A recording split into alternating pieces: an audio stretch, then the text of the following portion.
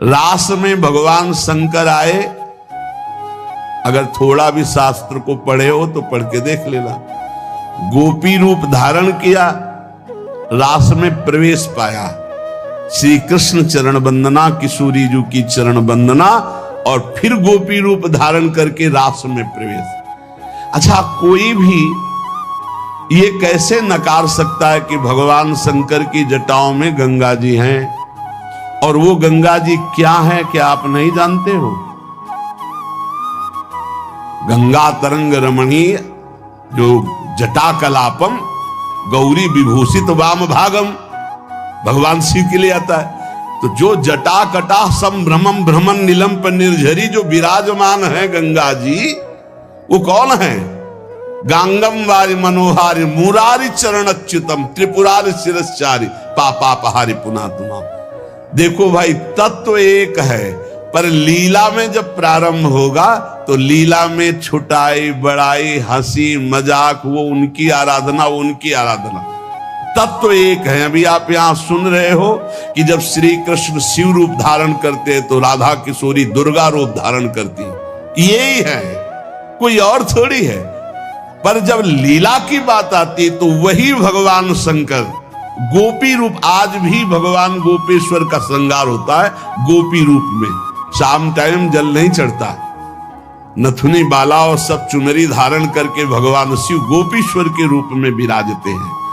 भगवान शंकर गंगा जी को नेत्रों से भी रोक सकते थे, लेकिन जटाओं में धारण किया कि श्री कृष्ण का चरणामृत है, वामन भगवान का चरणामृत है, वामन के रूप में श्री कृष्ण ही है। प्राणाधिक प्रियतमा सर्वाभ्याः सुंदरी परा सर्वयुक्ता च सौभाग्य भाग्नि गौरवान्विता। हमारी जो श्री किशोरी जो हैं, एक यहां बात ध्यान रखनी है कि एक प्रश्न और आता है सभा में, जब चर्चा होती है तो उसको सुनकर के लोगों के अंदर प्रश्न आता है कि शिव पुराण में लिखा है कि भगवान शंकर सर्वश्रेष्ठ है, देवी पुराण में लिखा है कि इन्हीं से सबकी उत्पत्ति है। आप गणेश महिमा को देखो तो यम ब्रह्म स्वम ब्रह्म, सब कुछ जिस पुराण को देखो उसी से सृष्टि हुई है। इसका मतलब क्या है? गलत है क्या? जब तुम शिव पुराण पढ़ोगे तो शिव तत्व से ही सबकी उत्पत्ति है, सब कुछ शिव तत्व है। पढ़े हैं, जैसे यहां कहा भगवान शंकर ने चिद चिद लक्षणम सर्वम राधा कृष्णमयम जगत, ऐसे कहा गया है हे भगवती हे भगवान, आपसे ही सृष्टि प्रकट है शिव पुराण में। क्योंकि जितनी माताएं वो सब भगवती हैं, और जितने पुरुष हैं वो सब हे भगवान शिव, आपका ही स्वरूप है। चराचर जगत शिव और पार्वतीमय है। भगवान का ऐसा लिंग प्रकट हुआ शिव जी का कि 100 कल्प तक ब्रह्मा जी उतरते चढ़ते रहे, पार न पाया। फिर भगवान विष्णु उसमें पढ़ना शिव पुराण में, हम तो पढ़ करके बात कर रहे, आर पार नहीं पाया। भगवान शिव से ही नारायण का प्रादुर्भाव होता है, भगवान का प्रादुर्भाव होता है, भगवान शिव से ही ब्रह्मा का प्रादुर्भाव होता है। जब देवी भागवत पढ़ो तो सब कुछ देवी जी से प्रकट हुआ। तो क्या झूठा है क्या? पुराण कोई झूठे हैं क्या? तो अगर उनसे प्रकट हुआ तो इनसे कैसे? भागवत पढ़ करके देखो तो श्री हरि से, नाभि कमल से ब्रह्मा, ब्रह्मा की भ्रकुट से शंकर, रुद्र का अवतार। उधर पढ़ करके देखो तो उन भगवान शिव से ब्रह्मा और श्री हरि प्रकट होते हैं। देवी भागवत पढ़ करके देखो तो देवी शक्ति। ये है क्या? तत्व।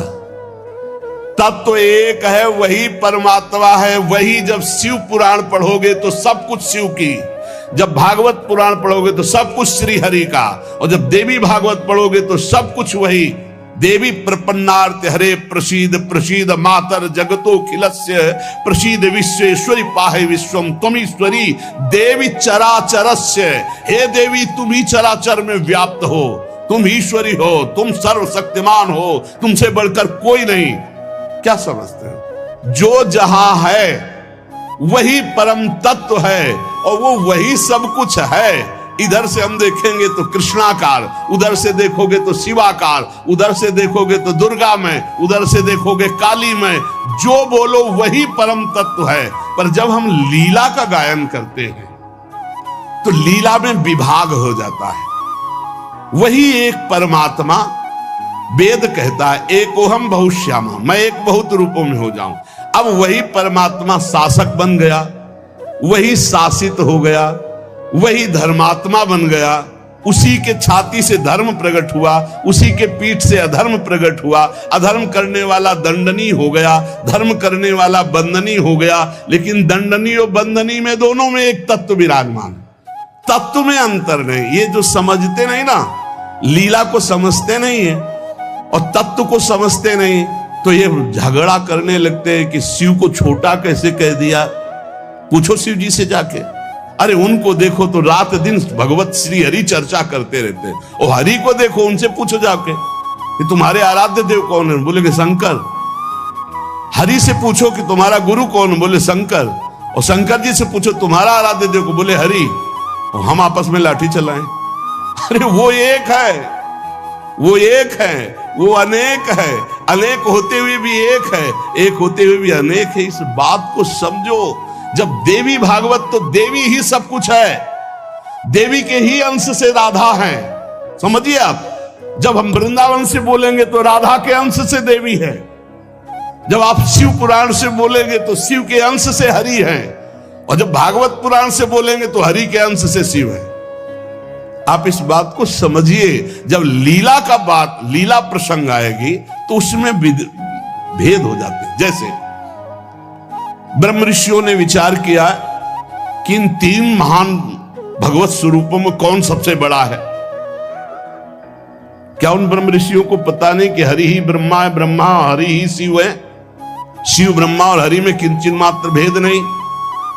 स्वयं भगवान बोले मैं ही हर हूं, मैं ही विधि हूं, मैं ही हरि रूप हूं। जगह जगह वर्णन है। लेकिन जब भृगु जी परीक्षा के लिए गए तो ब्रह्मा जी के सामने जाके ऐसे खड़े हो गए। यह भद्रता है गुरुजनों के सामने ऐसे खड़े होना, ऐसे नहीं खड़े हुआ जाता, ये अभद्रता कही जाती। गुरुजनों के सामने सावधानी पूर्वक हाथ जोड़कर या बहुत नम्र ऐसे। अब वो गए और ऐसे खड़े हो गए। ब्रह्मा जी ने कहा तो सभा की मर्यादा के विरुद्ध है, पर भृगु जी उनके पुत्र हैं, थोड़ा गुस्सा आया पर शांत रहे। शंकर जी के पास गए, बोले आओ भाई, बहुत दिनों बाद आगमन हुआ भृगु जी से। बोले हम तुम्हारे गले नहीं लगते हैं, परम पवित्र रहते हैं। उठाया त्रिशूल उन्होंने हमको। भृगु जी शांत होकर के वहां, और भगवान हरि के पास गए, सैया में पड़े हुए थे, सीधे लात मारी जाके, सीधे छाती पे लात। भगवान उठे और कहा मुझे पता नहीं था आप आ रहे हो, नहीं आपकी अगवानी करता। और चरण दाबने लगे। बोले आपके चरण बहुत कोमल है, मेरी छाती बहुत कठोर, कहीं चोट तो नहीं लग गई। और आज के बाद जब जब अवतार भी लेंगे तब तक आपका भृगु चरण चिन्ह ये हमारे छाती पे बना रहेगा, ये हमारा बड़ा सौभाग्य हो। आंसू आ गए भृगु जी के। अब आप क्या कहेंगे? कोई छोटा बड़ा नहीं। जब लीला होती है और एक ही तत्व है तो रंगमंच पर वही सब रूप धारण किए, जगन नाटक वैभवा, इस बात को सब। पर जब हम किशोरी जी की बात करेंगे तो किशोरी जी के अंश से सब शक्तियां हैं। और जब आप दुर्गा की बात करें तो आपको वहां से दिखाई देगा किशोरी जी दुर्गा जी के अंश है, क्योंकि इधर से अंश वो, उधर से अंश वो उनकी अंशी, वो उनकी अंशी, कोई अंतर नहीं। इधर से हम बोलेंगे श्री कृष्ण के अंश से शिव, और जब शिव पुराण में पढ़ोगे तो शिव जी के अंश से श्री कृष्ण। अब इसमें संशय थोड़ी, क्योंकि वही एक तत्व है, विविध प्रकार से लीला कर रहा है। इसलिए भ्रम का तो ध्यान छोड़ दो, भ्रम छोड़ दो। जब जब जैसा अवसर आया वही रूप धारण किए तत्व विराज। पर जब लीला की चर्चा होगी तो माधुर्य रस में ऐश्वर्य का प्रवेश नहीं, भगवान के ऐश्वर्य का प्रवेश नहीं, तो और ऐश्वर्य शक्तियों की तो बात जाने दो।